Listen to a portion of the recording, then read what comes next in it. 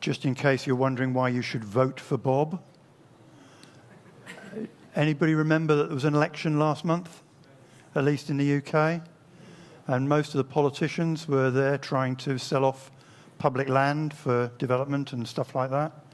So vote for Bob. It was all about protecting the stuff we own. And if you really want to be interested in it, you can always go and vote for Bob. It's protecting wildlife and protecting the woodlands. However, most people are here trying to kill things off on the grounds that Java is dead. Yeah? We like that idea? Yeah, most people do. Excellent. Well, maybe not dead. It's possibly dead like COBOL is dead. Does anybody actually write new software in COBOL anymore? No, but there's an awful lot of it about. There's an awful lot of... Well, no, there are very few people doing an awful lot of COBOL maintenance still. And, yeah, having fun. But anyway, maybe Java is dying.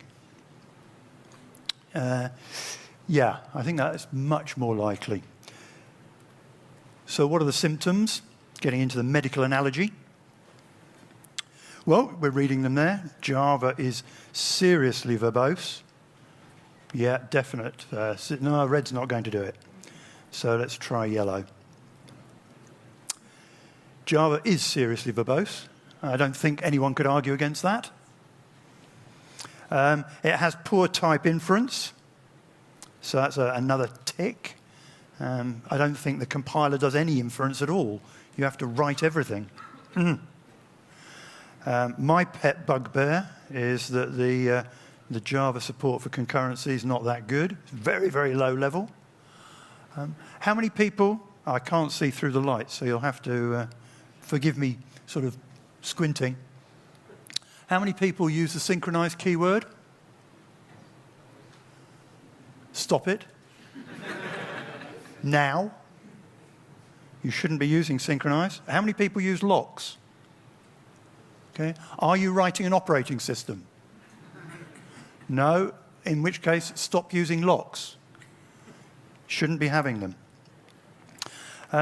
I think a lot of people are aware that there's a dependency hell, or a Maven hell, depending on which way you look at it.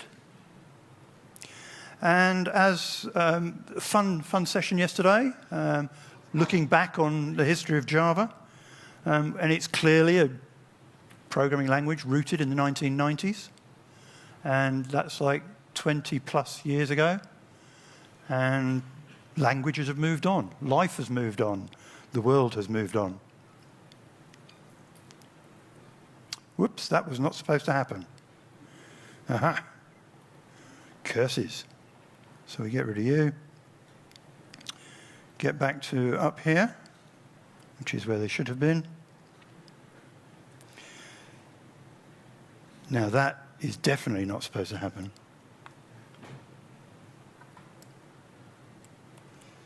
That is what is supposed to have happened. So again, with the medical analogy, carrying it on, can Java be less verbose? Well, I would suggest no. Whoops. This is really not working very well. Apologies. Can it be less verbose? I suspect no, because the obsession in Java is backward compatibility. And if you've got backward compatibility, the chance of getting rid of anything is about 0. As was pointed out yesterday, there are a large number of deprecated APIs. How many have gone? None. Could it have better type inferencing? It could, if the compiler writers put their mind to it. Could the concurrency and parallelism be done better? Well, it has to be said, Doug, Brian, and co. are doing a sterling job of getting stuff into the Java platform. This is going to be an important point. The Java platform as distinct from Java, the programming language.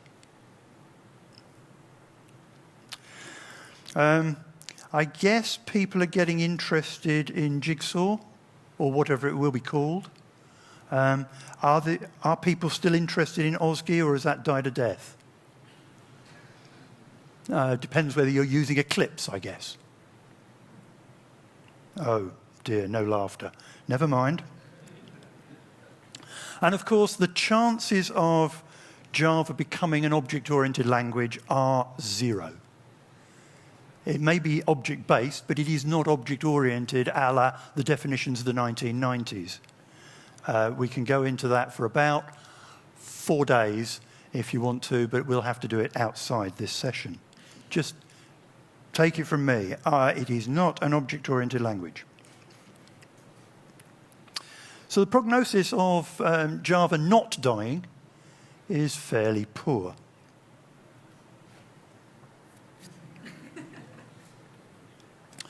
Are there any alternatives to Java? Well, of course there are. We've been talking about a few of them already. And so you go ahead and using the fact that Java is a statically typed language, I'm going to ignore all the dynamic languages for now. Clojure, Groovy, Ruby, well, JRuby, Jython. We're not focusing on those at all for this session because we're looking at the death of Java. So we're looking at statically typed, compiled languages. And, OK, I guess really Scala was possibly the first one of this crew. So that's good. We'll have a bit of a look at that. And then we've got the Kotlin, Ceylon, Frege, and we'll have a look at some code of those. Phantom and Gosu. People may have heard of Phantom. Has anybody actually heard of Gosu? Yeah, one person? Ah, right. So I think the fact that I'm not going to cover those has just been vindicated, that they really don't have much traction. Scala's getting increasing traction. Kotlin, Ceylon, Frege are a bit young, really, to be looking at traction. What we're looking at is, can they replace Java? So with some gross oversimplifications, because to categorize these programming languages properly, we'd have to take a while. And I've got one slide on each to try and pinpoint some of the important generalizations. So Scala, its classic move is to integrate functional and object-oriented. Does it do it? Well, matter of opinion. It has a valiant try. It introduces an extremely declarative style of expression, which is good. Your program should express the goal, not the way in which you achieve the goal. That's really what declarative is about. And we've got some stuff to do with parallelism and things. No, blue doesn't work at all well on that either. Works very nicely here, not over there. So I shall have to stick to yellow. And yet it achieves the strong static type checking, perhaps more so than Java. Kotlin, top-level functions. We like top-level functions. I'll rant a little bit more about that shortly.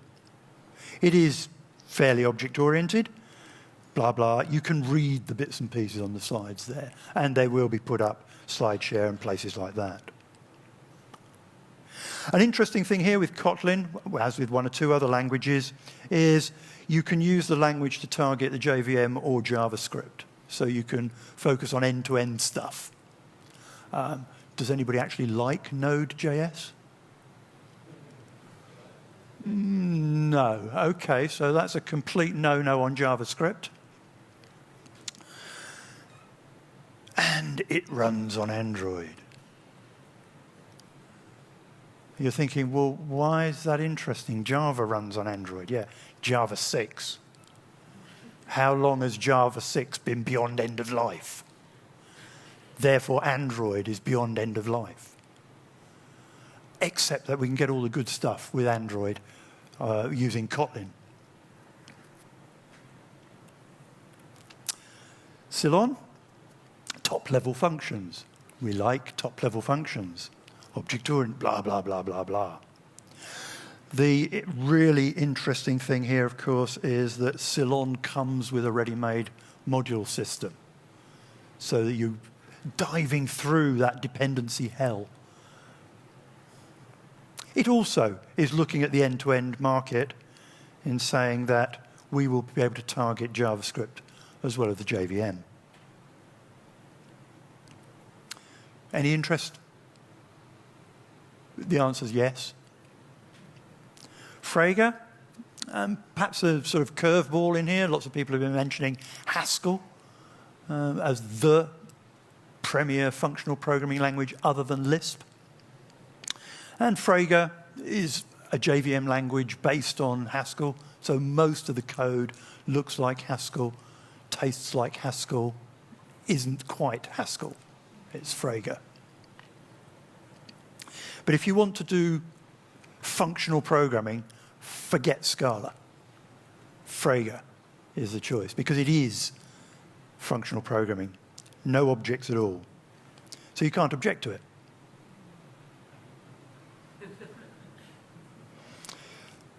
Phantom, we said we'd not worry about.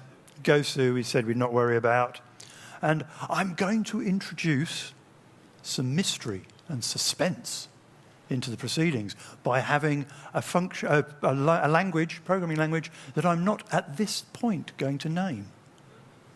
We will introduce it shortly. Tension, stress. So all this waffling in general, really not very helpful. Most of us are programmers. What we like is code.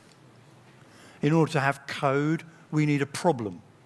So what problem can we have a look at?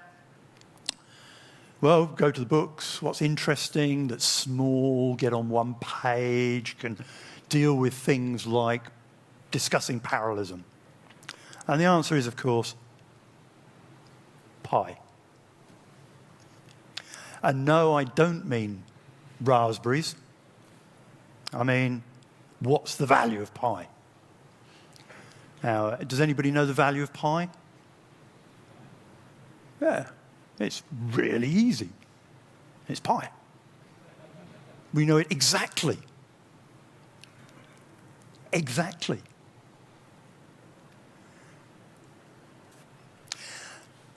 Have you noticed how meerkats are really interested in pi? Wonderful. But a bit irrational. Never mind. So approximating pi, if you've known anything about conic sections, you'll know about integral equations involving pi. Go to any maths handbook, you find this. The mathematics isn't really interesting.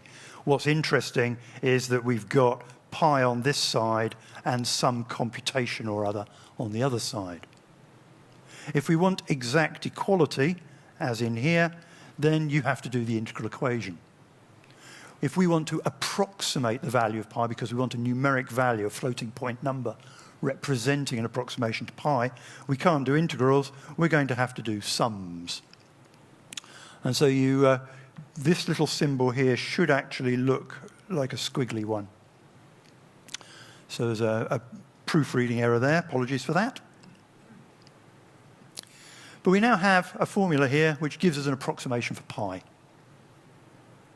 The idea behind this is, of course, that you're finding areas under conic sections on a curve, and the integral equation represents the exact answer, and what we're doing here is putting rectangles underneath.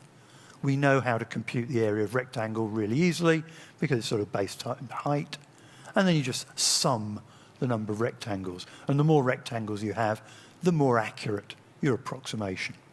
So that's the conception that we've got here. Why is this interesting? Well, it's a small program. We can discuss different languages, the way you might answer the question in different languages, and then move on to looking at how we can deal with parallelism, because this is an embarrassingly parallel problem.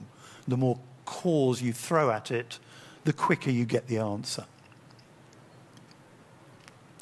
So let's have a look at some code.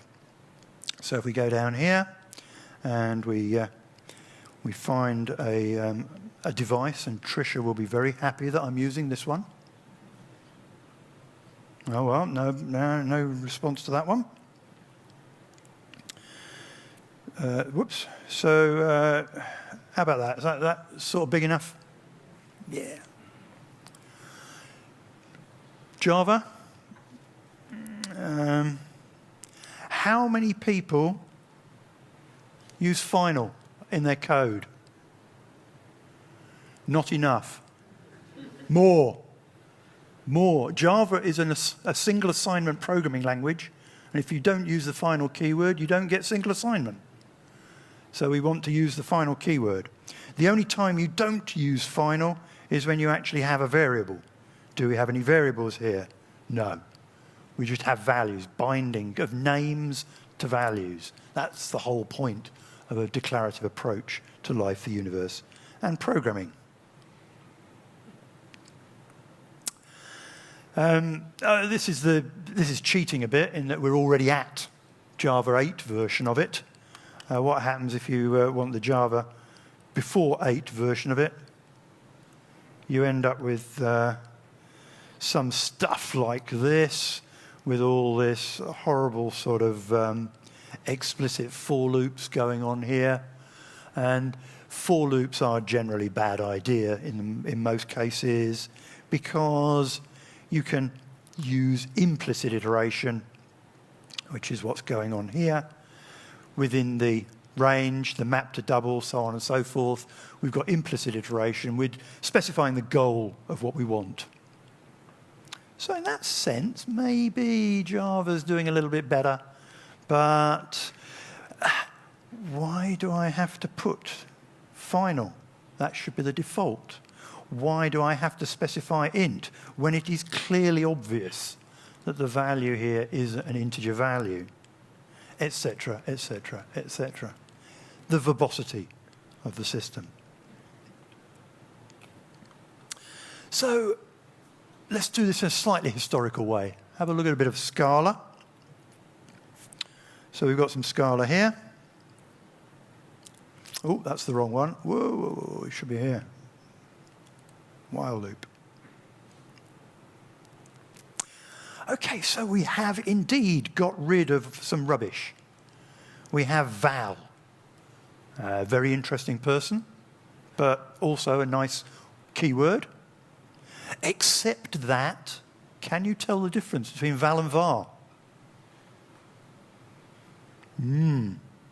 What's the difference between those two and these three? Well, it's crucial because val is about binding a name to a value, var is about declaring a variable, but visually they are so close together, they are dangerous.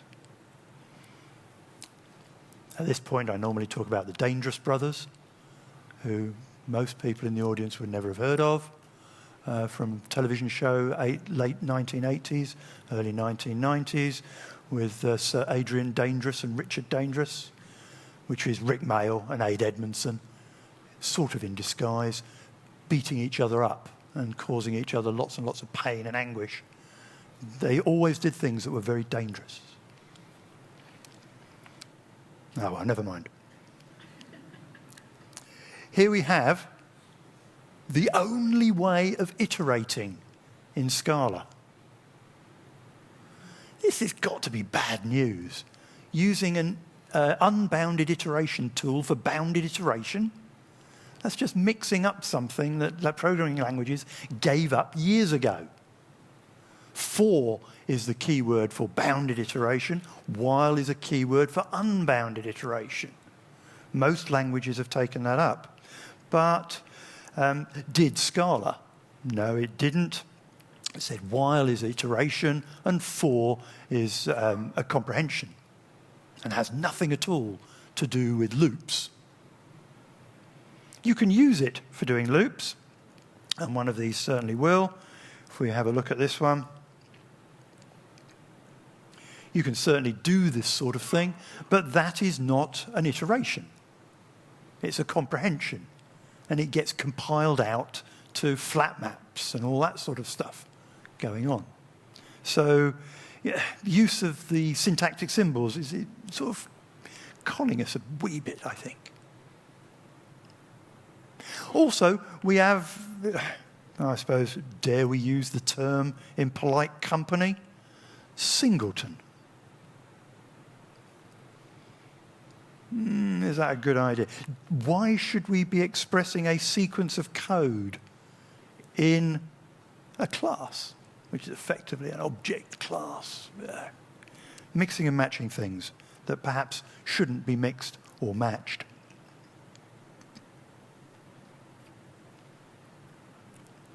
So let's have another look. Let's have a look at another language. Whoops, I need to press that button and then do that.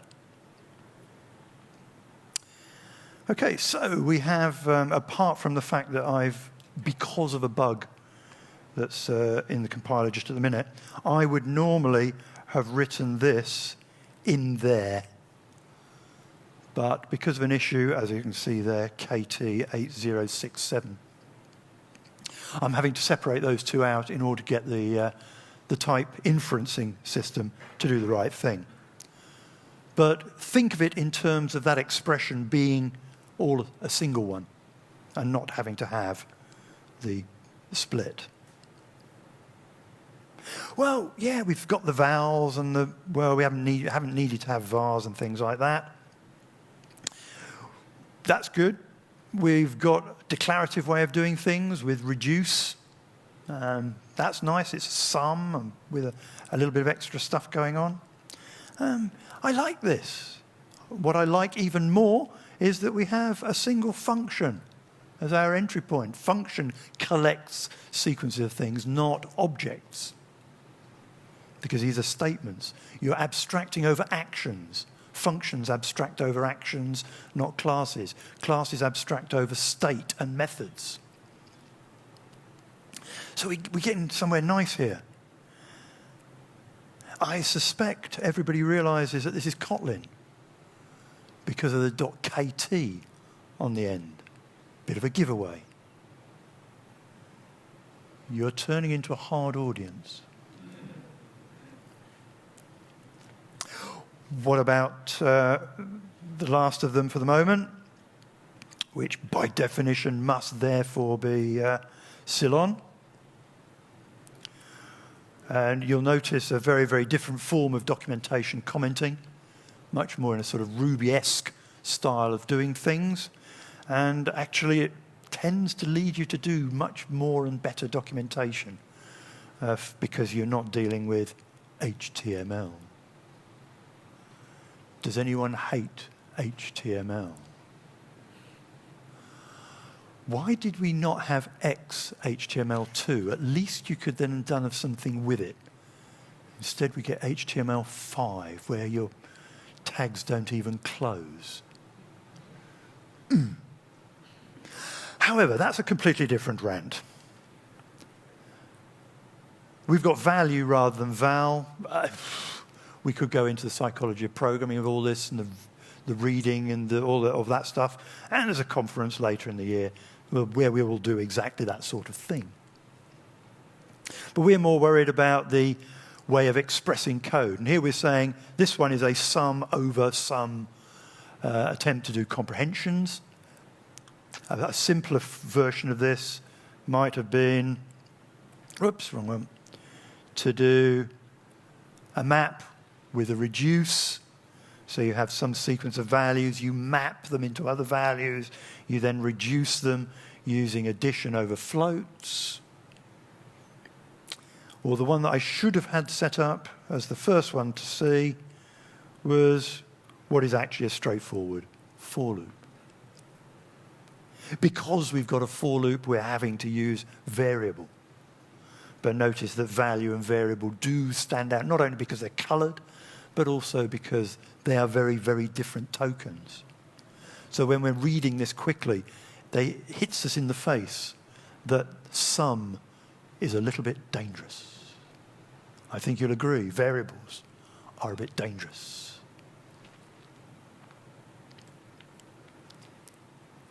Okay, well, you've seen a few figures that say some of these are a wee bit slower than others.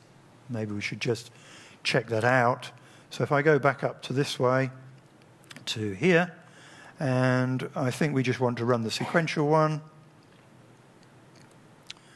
So we just run the straightforward sequential code, and when some stuff comes up, I'll make it a little bit bigger. Usually takes about 6 seconds. So here's your, should actually show the code. This code is giving us 6.9 seconds worth of wait. When you're doing these sort of benchmark, and this is not proper benchmarking, this is just giving us one-off figures. If we were doing this properly, we need to take big data sets, do the statistics over it, get some ANOVA and stuff like that. I'm just giving an indicator here of the sort of performance that we're going to get out of these things. So the other one we should do, which is the streams one that I showed, here with the map to double and the sum. If we run that one, drum roll, and it will take about 8 seconds. And so Java 1.4 purists will say, "Pah, all this functional programming stuff. Yuck. What we want is assembly language." And in Java, you've got it. So that here we are. Here is the assembly language for the Java platform. It will be the fastest, assuming you're not using another language like Groovy, which runs faster than Java, even when run dynamically. So I may well have to make good on that one. What about our...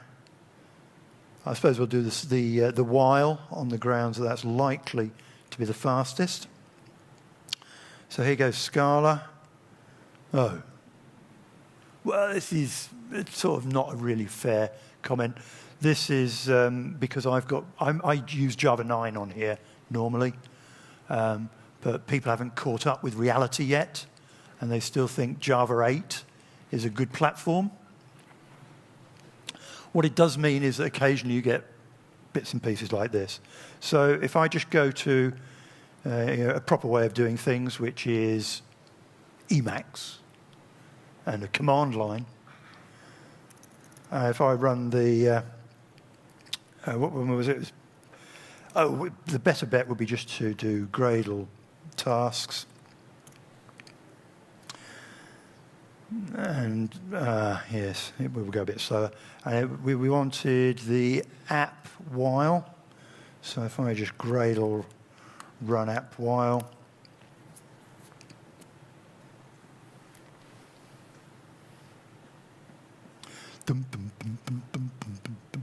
You get about 6.4.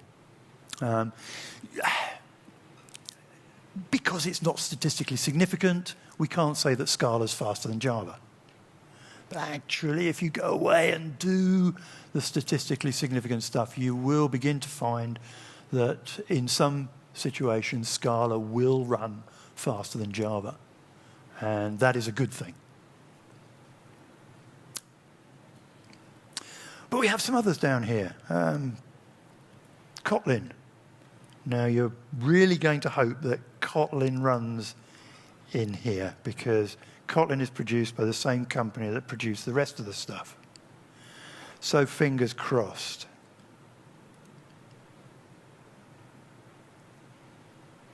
Oh, that's looking good. Yeah, so about 6.4. That's not too bad. Not too bad. But that's the loop. What about doing it with reduce?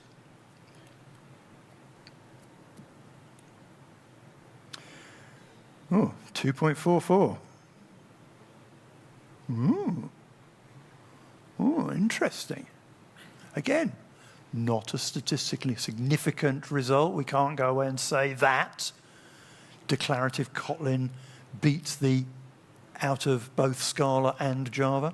There's an indicator. We need to go and have a look, do some statistically significant results. But it's interesting. Interesting. One thing nobody's pulled me up on yet is the answer right? So is it 3.1415926535899? No. Up to the 8.9, it's probably right. After that, it's basically garbage, because this is a 64-bit hardware, And in 64-bit hardware, you're lucky if you get 16 significant digits of accuracy with this sort of stuff. You're more likely to get 12 digits of accuracy. And if you need anything more than that, you need quad rather than double. And IBM hardware is the only stuff that has quad, 128-bit floating point numbers. And it's about time Intel pulled their finger out and got them into these hardware as well, because some of us like accurate numbers. You may get the idea that I don't do web.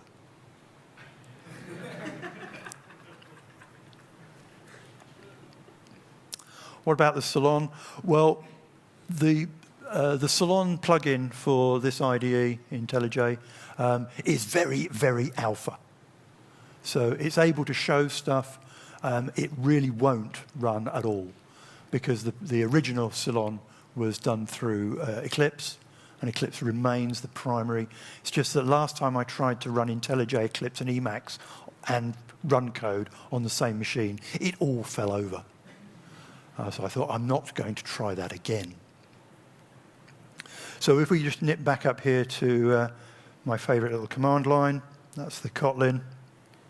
As you can tell, I was trying these earlier just to make sure it didn't all fall apart and that the demo gods weren't going to come tumbling down on my head. But they probably will anyway. That's because I've gone to the Frege one, which is not a good idea when I'm trying to find the Ceylon one. So because I'm lazy, I can never remember the command lines. I just use SCons, a tool. Now, it's OK, so it's 1.04, but remember, there's 100 times fewer being done here. It's just that I didn't want to make you wait for 104 minutes for the answer, which would probably not have been a good idea if I wanted to keep your attention.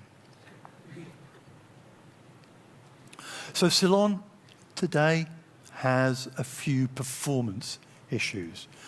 But remember, their principal goal was to do I/O and the web. I don't do the web.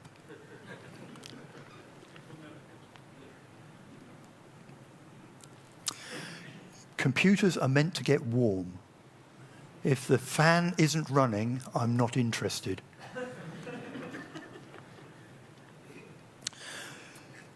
So we actually ought to have a look at Frege. You have to get very silly to do Frege in IntelliJ using the Haskell and blah, blah, blah, blah, blah. So let's just do it properly and do it with the one true editor. No, it's not Vi.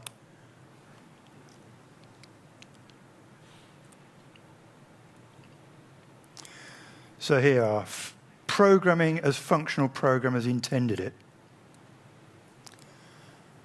So this is, basically, it's Haskell on the JVM. In fact, is there any I/O anywhere? No, if I showed the I/O, the only difference between Haskell and, is that you replace the put line with print line. In other words, go directly to system.println. But there you are. Functional programming as functional programming is supposed to be done. You don't actually need to specify the types because they're all inferred. Most people tend to specify the types to give the type inference something to check against, because sometimes you get it wrong. Not the type inference, it always gets it right. The programmer sometimes gets the type wrong. And the conflict between programmer and compiler, sometimes it's interesting. Most of the time it involves words that would be censored with a big blue pen. So I've been waffling a bit while people have been having a look at that sort of code. So who likes using tail call optimized tail calls to replace recursion, to replace iteration? If you're a functional programmer, you just say, well, that's the way you do it. We've been doing that since 1930. You know, lambda calculus. If you're a real programmer, then you think, it's an iteration. for while. Or if you're a real programmer, do, because you're doing it in Fortran. Yeah, Fortran 2015 is actually quite a nice language. Sorry, I wasn't meaning that gratuitously either. It is quite a nice language. So I ought to just press on. Oh, hello, Bob. That's because I've lost these guys, yes. So we've had a look at Java, Ceylon, Kotlin, Scala, had a quick look at Frege, run them, given them a quick compare and contrast, because it's quick today. We've only got 50 minutes in total. So I'm actually going to gloss over the parallelism performance stuff a little bit, but it's all about doing the data parallelism. And the dead giveaway here is that it's really, really easy. Because if you look at Java, where the heck's it gone? Parallel streams not batched. Spot the difference between this one and the previous one. Well, given the time available and the amount of time you've had to read this, you possibly won't have spotted it. But the only difference is the parallel word there. The stream stuff really is very cool. But that's nothing to do with Java. Java platform, yes. Java, well, you can use it from Java because that's the whole point. But you can also use it from, come back to Scala, you can use it from Kotlin.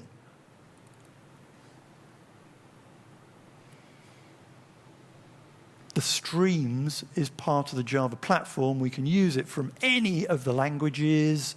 And so all of that wonderful capability is available to us in languages with an awful lot less cruft than Java has. Can we use it from...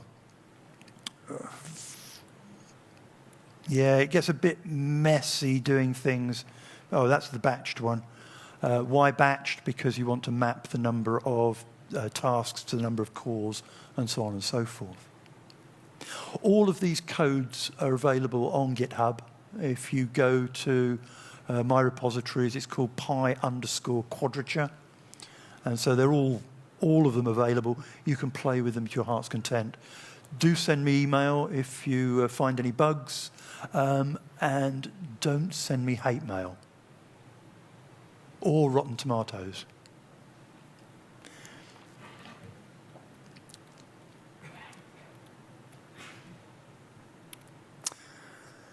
So what's the language? Any guesses as to what language we haven't talked of yet?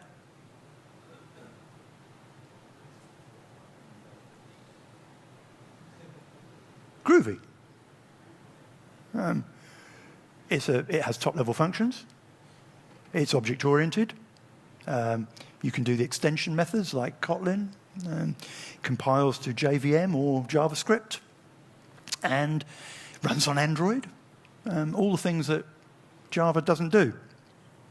And not only is it a statically compiled language, it is also a dynamic language. So remember, Groovy is a statically typed compiled language. Yes, I know it's a dynamic language. But you've also got these things. These aren't annotations, they're AST transforms. So they rewrite your code a little bit. And they are really very nice. We like them. What I ought to do is show a little bit of code, of course. So the surprise one was down here, hidden away. And I have to make sure I'm using the right one. So let's get rid of these beasties for the moment.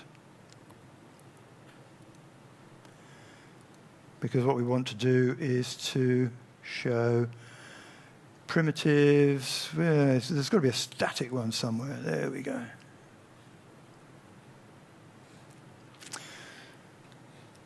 So here's a bit of dynamic code. And here's a bit of static code. Because you said compile static.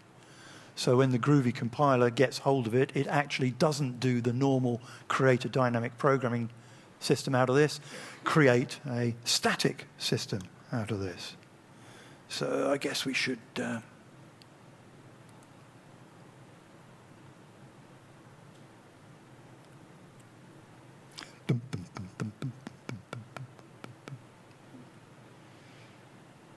Ah, 6.41. Okay, so here is your classic dynamic language on the JVM performing at the same speed as Java. Actually, technically, a little bit faster than Java. Now, what's not to like? Well, lots of annotations on there, the final and stuff, because Groovy is a little bit too close to Java. You've still got all of those problems.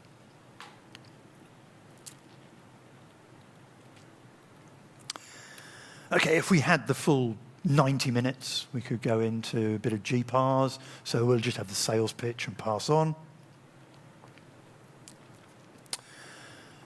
So what I'm trying to say is that Java is the past, and it should stay there.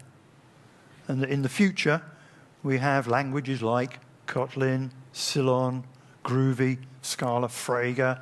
Pick your poison of choice. We're not stuck with Java, which is the assembly language of the Java platform, because nobody actually writes in bytecodes. Maybe some people do write in bytecodes out there. No, everybody uses ASM, don't they? Yeah, basically, yeah, of course. But you're going to tell me, what about 2014-03-18? Oh, and by the way, does anybody use anything other than ISO 8601 to describe their dates? I see you've cottoned on to the way in which I work and that nobody's put their hand up, claiming that everybody out there is using ISO 8601 all of the time. Yes, please do. Anybody caught not using 8601 will be sent to America, where they can confuse themselves. But on that date, of course, Java 8 was released, and you're saying, this is the great resurgence of Java because it is the greatest change. We've seen some Java 8 code. And yes, I suppose Java 8 is the biggest revolution in Java that there has been. Has it revived? Is it a new lease of life? No.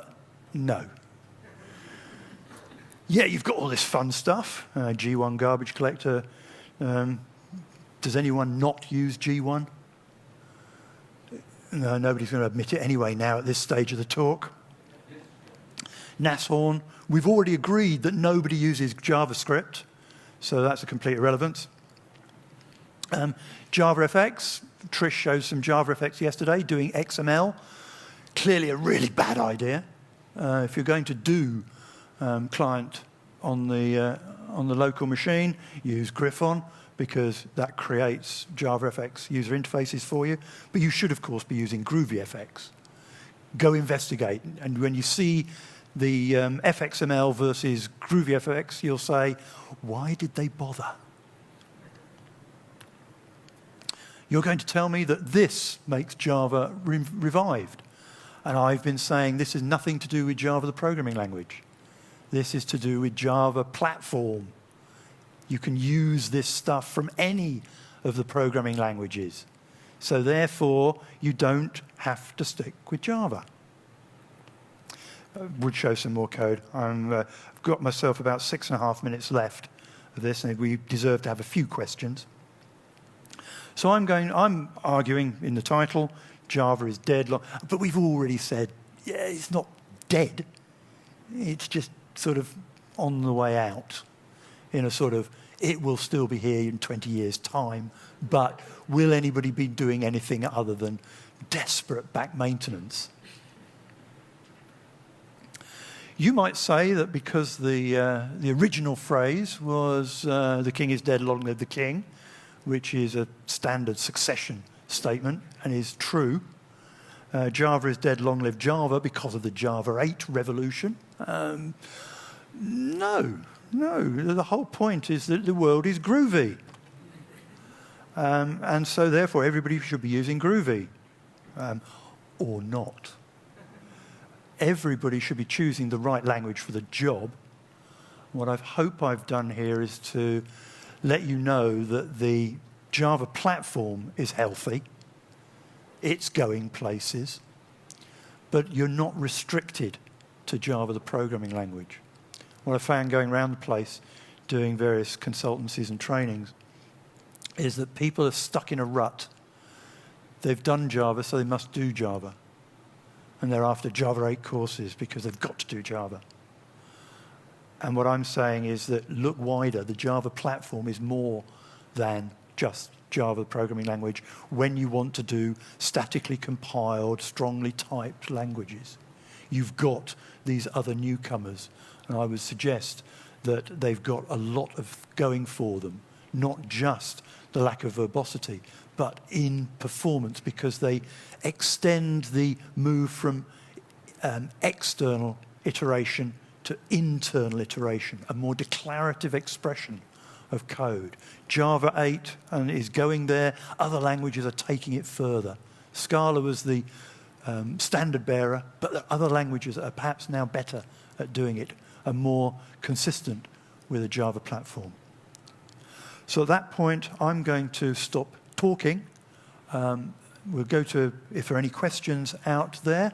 I haven't found out how to work the console for the web questions. So if someone can tell me how to do that, if there are any web questions out there, we can display them. We'll have to go and say hello to Bob again. The question is, what do I put in here to find out what the questions are? Otherwise, any hands?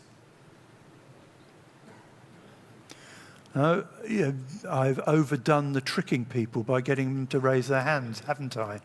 Oh dear. We have a question at the front here. In your GitHub, on your GitHub, you have played with many different languages. I see C++, C#, Dart, Erlang, Go. Yeah, there's just a few languages here. So my question is, what are some of the most performant, the quickest languages to just do your exercise on your local PC? To give a proper answer to that is actually a detailed issue. The sort of 20-second, 30-second answer is, first question is, are you on the JVM or are you off the JVM? So if you're on the JVM, then you are looking at the languages that we've talked of here, and they are going to be your fastest. If you are off the JVM, then you're looking at D, C++, and most likely Chapel. Chapel is one of the 3 languages that came out of a DARPA program to find the next generation of parallel programming languages. And X10, Chapel, and Fortress were the 3 that got into the last round. Lots of money was spent on them. Fortress got ditched when Oracle bought Sun. X10 is an IBM activity that's still going very well. But I have a personal preference for Chapel, which is a Cray, University of Washington, because I find it the nicest to work with for me. But always these issues, as I hope I've indicated over the last 45 minutes, are very much an individual in a context for a problem. So I hope that answers your question. It does. Splendid. Do we have any others? There's one at the back there. There's a microphone headed your way. So I'll sort of open the mouth and just make noises. There we go. How come Kotlin was so much faster? Yeah. I have to admit, that surprised me. I didn't expect that result. The first question, of course, then is to count 1, 2, 3, 4, 5, 6, 7, 8, 9. Yeah, so I really don't know is the answer, but I have a data point. It's not statistically significant. We need to go away and do blah, blah, blah, blah. But it's it does appear to be really pretty damn good. I think it must have been cheating by removing some of the iterations along the line. Anyway, the people leaving, perfect right to do that, but as it's getting more and more, I think I'd probably better bring the official proceedings to a close here so that everyone can depart if they wish to without embarrassment. And thank you very much for listening.